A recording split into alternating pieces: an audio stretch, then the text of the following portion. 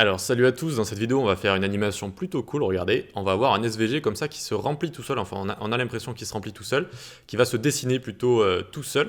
Donc c'est une animation qui a été trouvée je crois en 2014 et qui est toujours d'actualité, elle est toujours géniale parce que les SVG ça a encore plus gagné en popularité et on peut faire de plus en plus de choses avec et donc je vais vous montrer comment faire cette animation en jouant avec les propriétés stroke dash array et stroke dash offset.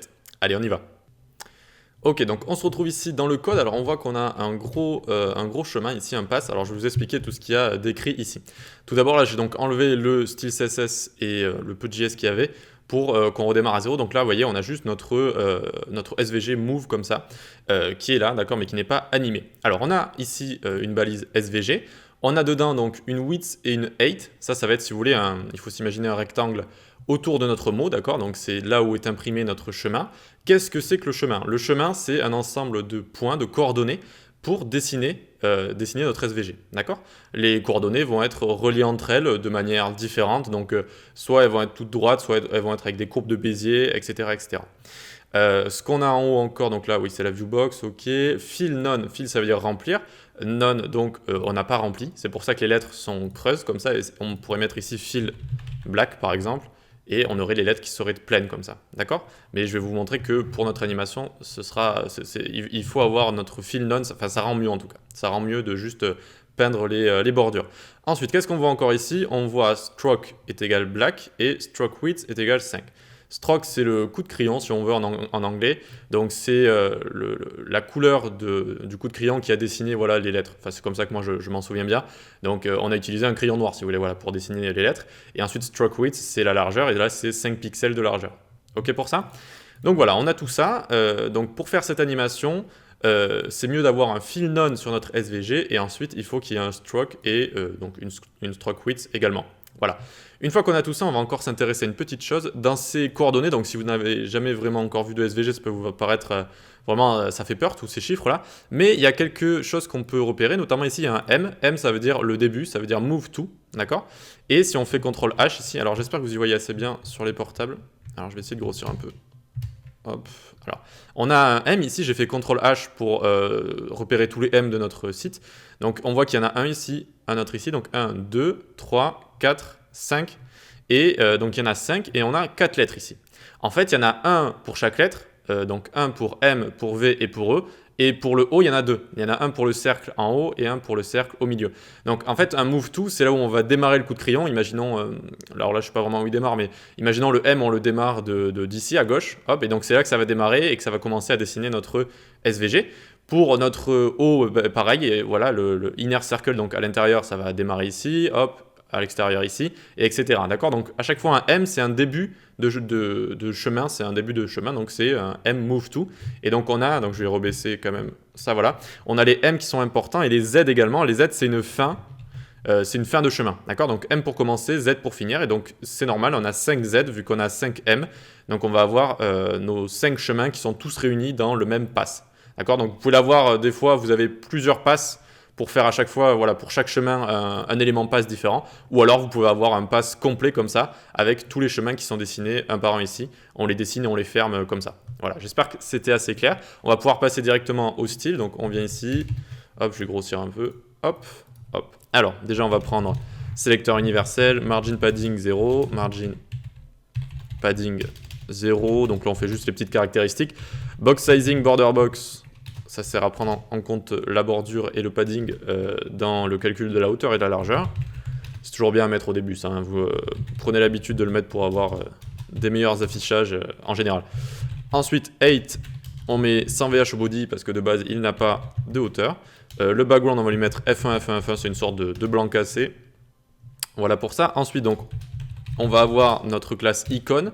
Alors, je ne sais pas si je l'ai déjà écrite. Si, vous voyez, donc ça représente notre SVG, d'accord? La classe icon, c'est l'SVG, c'est le tableau, vous savez, de width qui fait 416 par 118, qui contient du coup tout notre texte.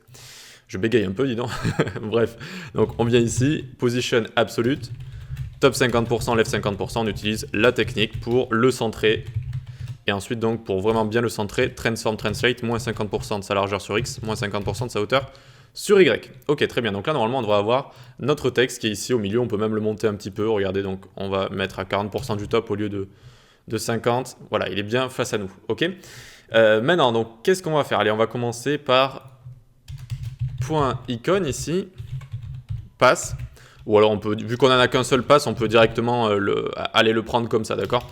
Et juste, vu que des fois on en a plusieurs, n'hésitez pas à faire point icône, ensuite pass, NTH child. Et donc là, on va cibler le premier pass. Mais comme je vous ai dit, nos chemins ici, il pourrait y en avoir 5 à côté pour faire toutes nos lettres. Et donc, dans ce cas-là, vous allez prendre ça et puis vous le copiez-coller, vous changez juste ici. 1, 2, 3, voilà, pour avoir le nombre de chemins que vous voulez.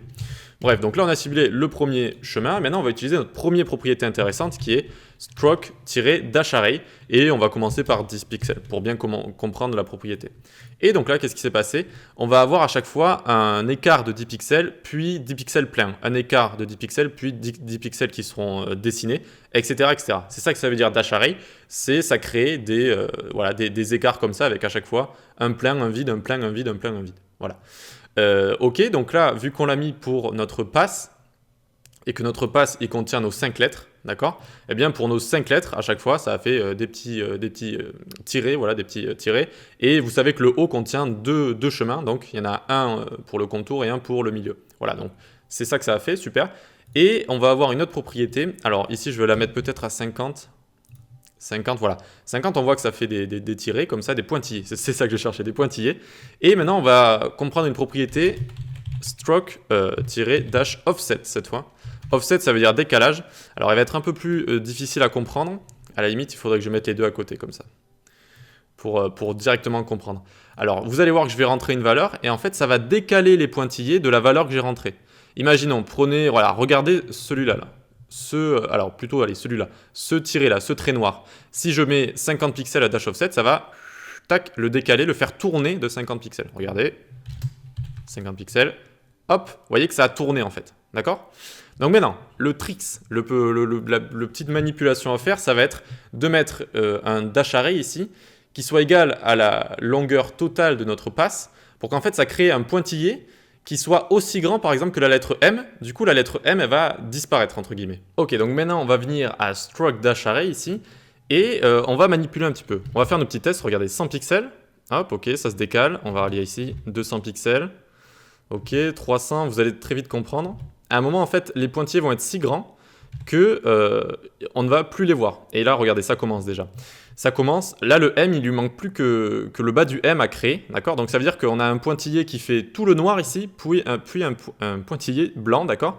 Et regardez, je mets 600, hop, il continue à se remplir un petit peu plus, 700, tac, il vient jusqu'ici. Ça veut dire qu'on a un pointillé de 500, je crois que ça commence ici, hop, hop, donc là on a 700 pixels, et ensuite un pointillé blanc, d'accord, qui continue en dehors de notre chemin, d'accord, donc on ne le voit pas.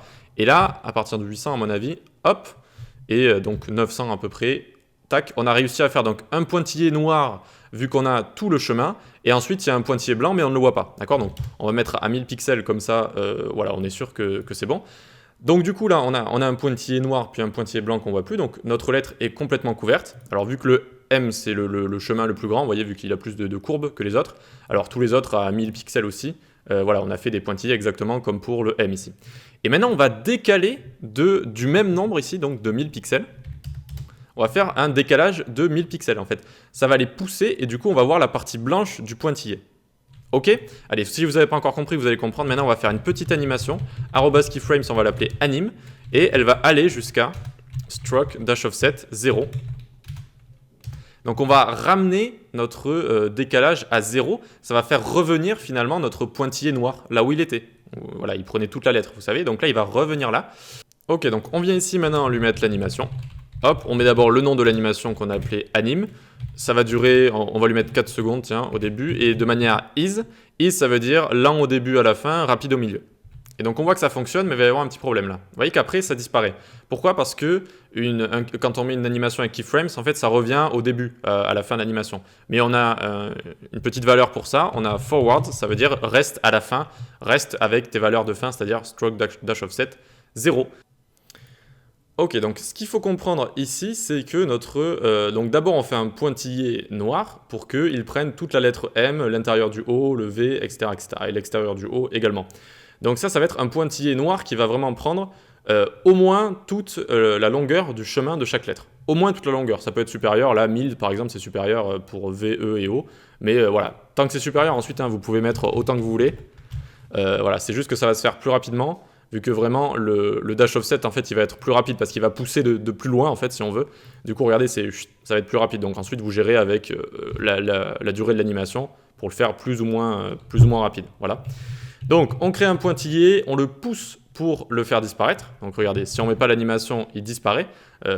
Stroke dash offset l'a poussé, si vous voulez, le M il a repoussé vers en haut à droite, c'est là où ça démarre. Et ensuite on pousse en sens inverse dash offset, donc vous voyez que le M est dessiné depuis en haut à droite ici. Et donc on pousse en sens inverse dash offset et ça vient dessiner comme ça le contour de notre SVG, donc de nos différents chemins qui sont tous réunis ici. Voilà, bah écoutez, je peux vous donner un dernier petit conseil, c'est vrai. Si, au lieu de faire à tâtons, vous savez, de trouver la longueur de chaque chemin ici, on peut faire un petit script ici. Hop, script, alors je vais me mettre ici. On va prendre dans une variable, on va prendre const, on va l'appeler pass, est égal document.querySelector, puis on va sélectionner notre pass. Si vous en avez plusieurs, n'hésitez pas à faire query selector all et à tous les afficher. Et puis là, on fait log pass.getTotalLength. Hop, on n'oublie pas les parenthèses. Et normalement, dans notre console log, ici, on a 2338. C'est la longueur totale de tous les chemins. Du M, des deux cercles du O, V, E. Donc, pour être sûr, on peut mettre ici 2333. Bon, bref, enfin, vous mettez ce que vous avez ici, je ne me souviens plus exactement. Donc, vous mettez 2300, 2300. Et là, ça va fonctionner, c'est sûr et certain. Seulement, ça va aller vite, parce que vous savez, là, on a vraiment mis des grosses valeurs. Donc, le dash offset, il a encore plus de longueur à ramener, si on veut. C'est pour ça que ça fait l'effet plus rapidement. Et donc, n'hésitez pas ici ensuite à toucher ça. Vous pouvez mettre anime 7 secondes. Hop, et puis vous voyez que ça devient plus lent comme ça. Voilà, bah, c'était tout pour aujourd'hui. Les SVG, c'est vraiment puissant, c'est vraiment cool à manipuler. Je pense que je vais faire d'autres petites vidéos, un petit cours dessus sur l'école du web parce que on peut vraiment faire des animations assez sympas avec les SVG. Et puis vraiment, le pied, c'est que ça ne se déforme jamais. Voilà, c'est des SVG. On n'aura jamais la déformation des pixels. Mais ça, vous le savez, je pense. Mais écoute, si ça te plaît, like, partage, abonne-toi. Abonne-toi à la newsletter si tu veux recevoir des mails sur le développement web en général. J'en envoie 1 à 2 par semaine, et aussi tu peux me suivre sur l'école du web où je fais des cours complets sur le développement web en général. Allez, on se donne rendez-vous à une prochaine vidéo. Ciao!